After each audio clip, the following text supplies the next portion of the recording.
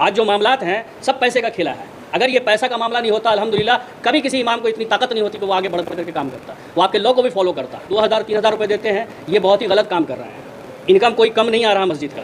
और आप ये जिम्मेदारी अपने पास रखें पैसे का, और पैसे का हर एक को जो जिसके मनसब पे है उस हिसाब से उसकी तनख्वाह मुतय्यन करें। ये ना करें कि हाँ आप इमाम हैं तो आप ये जो है ये निकाह का पैसा आप रख लीजिए, 1 लाख आवे या 1000 रुपये आवे, वो आपकी है। ऐसा नहीं होना चाहिए। पैसे की होगी बात, प्रॉपर्टी की होगी तो मैं इधर पे नहीं रहूँगा। कारी अमर फाउंडेशन का कोई सिपाही आपके साथ नहीं रहेगा। बात कलमे शहादत की होगी, इमाम की होगी और हक की होगी, कारी अमर फाउंडेशन का तमाम आर्कीन आपसे लबैक करेगा। नमाज कज़ा करके सक्सेस मिल जाता है। आपने देखा होगा एक इमाम कह रहा है प्रोग्राम सक्सेस हो गया नमाज कज़ा करके। ये कैसा मुसलमान बन गए यार हम लोग, क्या बेहसी है कि नमाज कज़ा हो गया। तमाम किसका नमाज कज़ा हो रहा? हम जैसे अदना से मुसलमान का नहीं, जो मिंबर रसूल पे अजान देते हैं, जो मिंबर रसूल पे पीछे खड़े होकर पूरे इमामत करते हैं, उसका नमाज कज़ा हो रहा है। एक इमाम का नहीं, 2 इमाम का नहीं, कितने हज़ार इमाम का नमाज कज़ा हो जा रहा है। बोलते प्रोग्राम सक्सेस हो। गलती किसी हुकूमत की नहीं है, गलती हमारे इमामों की है, और उससे बड़ी गलती आपकी है, आपकी है, आपकी है, because you are the administration और आप you have right to answer this. ये तमाम सवालात आप तीनों से है। बहुत ऊंचे आवाज़ में कहा है, मेरा लहजा ऐसे ही है। अगर आप इसे सख्त लहजा मानते हैं, मैं माजरत के साथ कहता हूँ, मैं ऊंचा बोलने की कोशिश किया कि तमाम बात सुन सके। कारी अमर फाउंडेशन की जानिब से कोलकाता के नाखुदा मस्जिद में पेशे इमाम की तकर्री के लिए एक स्ट्रीट कॉर्नर मीटिंग की गई, जिसमें कारी अमर फाउंडेशन के डायरेक्टर जैद अनवर के नेतृत्व में कोलकाता आबादी के कई समाजी शख्सियात व वार्ड नंबर 43 के रहने वालों ने इस स्ट्रीट कॉर्नर मीटिंग में शिरकत की। और उसके बाद नाखुदा मस्जिद के कमेटी और मुतल्लियान को जाकर एक डिपुटेशन दिया कि जल्द अज जल्द नाखुदा मस्जिद में पेश इमाम की तकर्री की जाए। आइए देखते हैं आगे। वो आपने जब चेक नहीं किया तो वो ये एक स्टेप आगे बढ़ा, फिर आपने चेक नहीं किया तो वो बढ़ता चला गया। आज नतीजा आपके सामने है। तो मेरी गुजारिश ये होगी कि बाकी तो उमर भाई ने जो कहा वो सही है, बिल्कुल हम उससे सहमत हैं। मेरा एक मशवरा होगा कि आप लोग जो दूसरे इमाम को लाएं, वो इमाम का जो आप लोग 2000-3000 रुपये देते हैं, ये बहुत ही गलत काम कर रहे हैं। इनकम कोई कम नहीं आ रहा मस्जिद का। और आप ये जिम्मेदारी अपने पास रखें पैसे का, और पैसे का हर एक को जो जिसके मनसब पे है उस हिसाब से उसकी तनख्वाह मुतय्यन करें।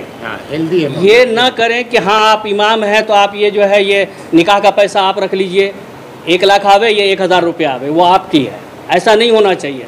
आपको जिम्मेदारी लेनी पड़ेगी, और इस जिम्मेदारी के तहत आने वाला जो मुस्तकबिल है, उस मुस्तकबिल में आपको जो है इससे आराम मिलेगा। नहीं तो ये फिर 5 साल 10 साल बाद फिर यही कहानी दोहराया जाएगा। और ये सारा खेला पैसे का हो रहा है।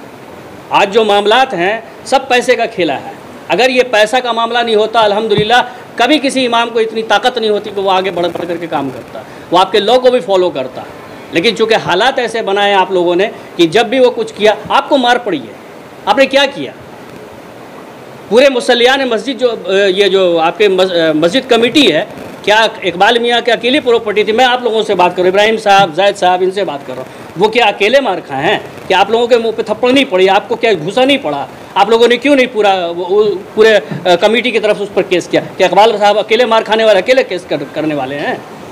बहुत ही गलत बात है। इन सब चीज़ों पर आप लोगों को ध्यान देना होगा। और मैं 26 जनवरी को आपको एक मिला भी था, याद है इकबाल भाई? उस दिन भी मैंने आपको कहा। फिर उसके बाद बीच में हमने 2 डेपुटेशन आपको दिया कि मुझसे बैठक कीजिए, मुझसे मिलिए, कोई तकलीफ़ है तो बताइए। लेकिन आप लोगों ने मेरे क्वेश्चन का कोई जवाब नहीं दिया। मैं जाहिद भाई से कई मरतबा फ़ोन किया कि भाई आप लोग मिल करके आप लोग कोऑर्डिनेशन कर करके हमको बताइए कि हम लोग आपसे मिलना चाहते हैं। हम लोग 7 मुतवल्ली, जो आप लोग 7 मुतवल्ली है, 6 जो भी, हम लोग मिलना चाहते हैं। लेकिन आप लोगों ने कोई टाइम नहीं दिया। आज हमारे पास एक मर्द मुजाहिद, कौम मिल्लत का खिदमतगार जैद अनवर साहब, एक रिलीजियस अदारे के साथ जुड़ करके हम लोगों ने ये काम किया। हम लोग कोई पॉलिटिक्स नहीं कर रहे हैं। ज़रूर ये पॉलिटिक्स करते होंगे, लेकिन इनका अदारा जो है कारी अमर फाउंडेशन, उनके बैनर तले हम लोग आगे बढ़ रहे हैं। क्योंकि आप लोग हम लोगों को भी पत्ता नहीं दिया। क्लियर कट बात है। अगर हम लोग छोटे जैसे आदमी का जो कभी कोई सियासत में नहीं रहा, कभी किसी तरह का कोई मामलात में नहीं रहा, उस आदमी की बात पर अगर गौर करते तो आज ये नौबत नहीं आती। दूसरी बात है कि जितने भी पैसे का हिसाब किताब, चाहे मुअज्जिन हो, चाहे दरबान हो, चाहे इमाम हो, सारे का इनकम निकाह से लेकर के एवरीथिंग सब आप लोग के हाथ में लेना होगा। ये पैसे का मामला आप लोगों को क्लियर कट अपने पास अकाउंट में रखिए। उन लोगों को जैसे पैसा देना तनख्वाह मुकर्रर कीजिए, और किसी तरह का इनकम किसी के पॉकेट में इंडिविजुअल नहीं जाएगा, जो जाएगा आपके थ्रू जाना चाहिए। ये आगे के लिए मैं बता रहा हूँ। जज़ाकल्लाह खैर। बहुत पहुँचे हैं जनरल साफ़ी हजरत, आप तमाम बहुत इम्पोर्टेंट रोल अदा कर रहे हैं। अल्लाह जानता होगा इसका अज़्र आपको अल्लाह ज़रूर देगा, ठीक है। आप आते हैं कि मैसेज हो, आप आते हैं, हम लोगों ने प्रोग्राम किया, हमारा इंटेंशन क्या था? सवाल ये है, हमारा इंटेंशन था आपको आके हौसला देना, क्लियर कट बात। ये एक दिन के लिए या 10 मिनट बैठने नहीं आए, ठीक है। 24/7 फ़ोन मारिएगा, ज़ैद अनवर आपके पास आएगा, अकेला आएगा, और आपको मारने से को पहले आएगा तो पहले हम मार खाएगा, ठीक है। ये कोई ऐसा जहनी तरह पे बात नहीं कर रहे। अगर आप हक में रहिएगा, बात पे गौर करिएगा भाई साहब, और आप तमाम से, अगर हक पे रहिएगा और कलमे शहादत पे रहिएगा तब रहेगा। मगर बात आपने इनको भी सुना, ये मुसल्लीन है। सोच के देखे, एक आदमी, मैं अपनी माँ से एक हदीस सुन रहा था कि एक औरत फजर पे उठ नहीं पाई वक्त पे और रोने लगी, कमी बेशी अल्लाह माफ़ करे। तो उसने इतना रोया, अल्लाह ने सूरज रोक दिया नमाज के लिए। तो ये मर्तबा है। और लोग बोलते हैं नमाज कज़ा करके सक्सेस मिल जाता है। आपने देखा होगा एक इमाम कह रहा है प्रोग्राम सक्सेस हो गया नमाज कज़ा करके। ये कैसा मुसलमान बन गए यार हम लोग, क्या बेहसी है कि नमाज कज़ा हो गया। तमाम किसका नमाज कज़ा हो रहा? हम जैसे अदना सा मुसलमान का नहीं, जो मिंबर रसूल पे अजान देते हैं, जो मिंबर रसूल पे पीछे खड़े होकर पूरे इमामत करते हैं, उसका नमाज कज़ा हो रहा हो। एक इमाम का नहीं, 2 इमाम का नहीं, कितने हजार इमाम का नमाज कज़ा हो जा रहा। बोलते प्रोग्राम सक्सेस हो गया। ये मेरे अल्लाह, मैं कौन सी दुनिया में जी रहा हूँ। मुझे इकबाल की बात याद आ जाती है। मैंने यूरोप में इस्लाम देखा और यहाँ पर मुसलमान देखा, सिर्फ नाम का। खाने में गोरू गोश्त मुसलमान, लड़ने में मुसलमान। ऐसा नहीं बनाइए मुसलमान। मुसलमान कज़ा करके नमाज सक्सेस कर देगा। फिर क्यों इमाम अगर बोलेगा ये बात, तो आप सोच सकते हैं क्या बना रहे हैं आप माशरे को। आप इनके बच्चों को क्या जवाब देंगे? आप इनके बच्चों को क्या जवाब देंगे? मेरे वालिद साहब हाफिज सादिक साहब के पीछे खड़े होकर लुकमा दिया 20 साल तक, उसी कुरान के आयत का। मेरा यहाँ गवाह है। मैं हाफिज साबिर साहब के पीछे हम लोगों ने बदमाशी की, उसी पे डांट भी सुना। हमें गवाह है कान। हमसे लोग पूछते हैं मस्जिद में तुम्हारा क्या है? आपने मस्जिद को क्या बनवा दिया? अगर 20 साल एक छोटा मोटा अरसा नहीं होता भाई साहब। एक बच्चा जवान हो जाता है, लड़की बालिग हो जाती है, ज़िंदगी चेंज हो जाता है, कितने रद्द बदल आते हैं। आपके शऊर में ये बात नहीं है। कहीं ना कहीं कुछ ना कुछ मजबूरियाँ रही होंगी। आपकी जितनी मजबूरी है, आज आप दिल खोल के बोले, अगर बात जायज़ होगा कौम के तमाम लोग आपके पास आएंगे, और नहीं आएंगे हुकूमत से मैं रिक्वेस्ट करूँगा, हुकूमत में इसमें कोई गलती नहीं है। क्यों? हुकूमत को जो बताया जाता है, झूठ जाके कान में जो फूका जाता है, हुकूमत वही सुनती है। उसको क्या पता, वो शरीफ आदमी, उसको पता नहीं नमाज में कितना रिकात है। बोलती दीदी दुपट्टा रख लो, दुपट्टा रख ली। दीदी चप्पल उतार दी, चप्पल उतार दी। दीदी सलाम कर लिए, सलाम कर ली। हम लोग तो पॉलिटिक्स करते हैं ना, हम लोग पॉलिटिकल, हमको पता है कौन दम दादा क्या बोल रहा है। मैं आपको सच्चा बात बता रहा हूँ, इसमें कोई गलती नहीं है। गलती किसी हुकूमत की नहीं है, गलती हमारे इमामों की है। और उससे बड़ी गलती आपकी है, आपकी है, आपकी है। Because you are the administration, और आप you have right to answer this.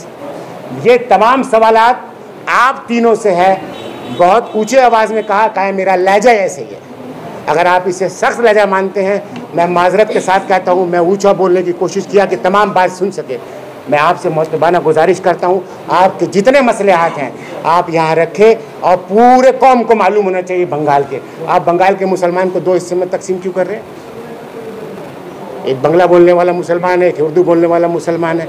वो बोलता है कि हमारा ये नहीं होगा, हमारा वो नहीं होगा। आप क्या शऊर बना दिए हैं? इस इमामत, इस मस्जिद से जब चांद रात डिक्लेयर होता है तो हम ईद मनाते हैं। इसी मस्जिद से रोज़ा होता है तो हम डिक्लेयर करते हैं। इसी मस्जिद से शब बारात हम मनाते हैं। इसी मस्जिद से 12 वफ़ात हम मनाते हैं। आज किसके कहने पे हम मनाएंगे बताइए? तो बात पे गौर करें ना, और फिक्र करके ज़रूर इंशाल्लाह जल्द से जल्द इस चीज़ को अंजाम दिया जाएगा। और अल्लाह से दुआ है कि हमारी मदद करे, कि सही इंसान इमामत के लायक वहाँ पे पेश इमाम के जगह में इसको लाया। डिपुटेशन, ये जो डिपुटेशन है ये पेश इमाम के लिए है। बाकी आप जो सवाल किए हैं उसका तो ये कोई मौका ही नहीं है। वो कारी अहमद फाउंडेशन ने हमें जो डिपुटेशन दिया है उसमें ये कहीं भी नहीं लिखा हुआ है नायब इमाम का, और न ही हमने नायब इमाम का मुद्दा उठाया है। मुद्दा जो है वो पेश इमाम का जो जगह खाली है उसकी बहाल किया जाएगी। बाकी जो नायब इमाम, 2 नायब इमाम मौलाना शफीक और कारी नूर आलम, वो है अपने जगह, उनके बारे में तो हमने कोई पहलू कभी नहीं उठाया है। तो ये सवाल जो है बेबुनियाद है।